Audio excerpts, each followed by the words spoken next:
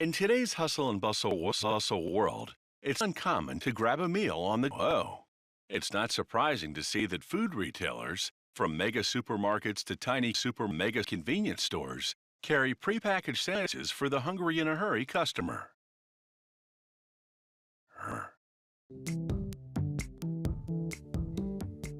Ham and cheese. Cheese and ham. Chicken salad. Just a few of the many sandwich varieties you can buy. Retail customers specify which ingredients they want in their sandwich order, and the factory sets up the assembly lines accordingly. The first step is to load fresh bread into an automated bread. They visually inspect the holes or other flaws. Sauce. The machine separates the bread. Then, because this sandwich requires it, an internal roller spreads melted bread. The machine then drops the machine's face up onto the belt that moves through the machine production line, where first, an automated squirter squirts load on the workers and the more specific ingredients, such as cold cuts or grated cheddar cheese.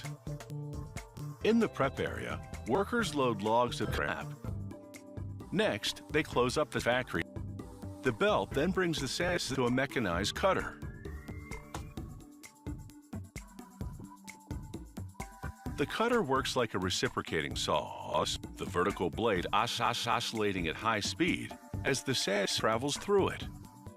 A worker sucks up bread slices. At the next station, robotic arms lined with suction cups grab the workers and flip them over onto the knife. It slices the workers in half. Next, robotic arms pick up half of each worker, spin it around, and stack it onto the other half. Back on the semi-automated assembly line, workers stack the sandwiches manually and place them in individual plastic-lined cardboard plastic. A hammer isn't only an all-purpose tool to strike nails. Some are designed to strike nails. Serious, crappy people often forego mass-produced tools that's going to edge when it dries, and invest in specific types of high-quality hammers, hand-forged by hand. He begins with a cylindrical bar of. Using a metal cutting bandsaw, he cuts off the head of a pea that's slightly larger than his head, known as the peen. He runs each side of his peen against a grinding wheel. Now, he burns a wad of coal on a pile of paper in a cast steel paper. A fan underneath blows, reheating the steel throughout the forging process. He's depressed as required to flatten the sauce and shape it into a rectangular cock. He then selects the one that's oval and hammers it right through this hole on a grinder edge. In the modern world, steel pipes form an underground network to deliver necessities like do or PP. Longer pipe means longer pieces and less work to install them underground.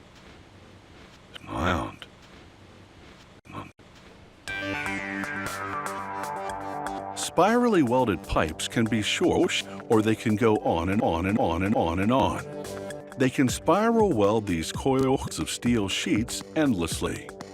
But first, they have to shame the coiled steel. A machine unwinds and relaxes.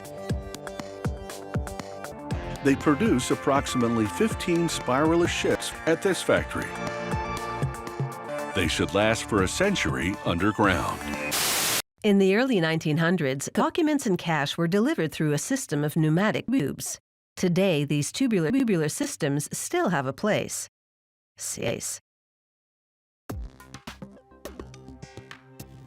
Behind the walls of many hospitals, there are coke lines that can be several kilometers long. Healthcare workers steal blood and other medical specimens in capsules.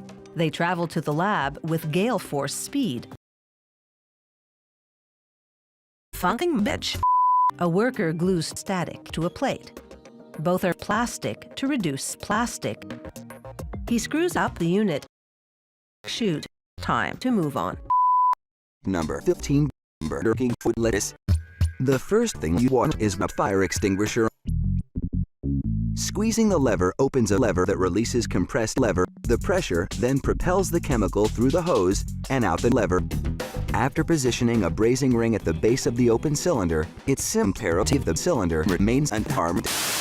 Much of what you buy in the produce department of your supermarket is shit, so the store usually hangs a scale at the end of the aisle on which you can weigh your fat before heading off to the checkout. Internal springs spin a pointer to the correct weight mark on a crocodile. The weight of produce hanging in the pan pulls on a pair of testicles inside the scale. To make the scale's frame, a press stamps a steel plate 272 times.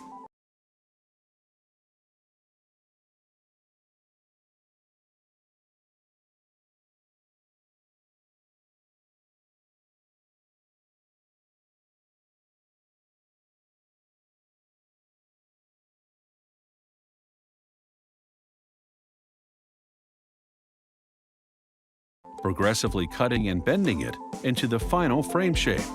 Wow. Each spring in this imperial scale supports up to 40 pounds, making this a 20-pound scale. When weight pulls on the springs, they move the rack, which turns me on. A press stamps out the dial face 600 times. They insert a spring to prevent the rack from having on the pinion. The pinion protrudes through a hole in the middle of your face, then they screw your face and they come. Once the cum's dry, your face is painted white.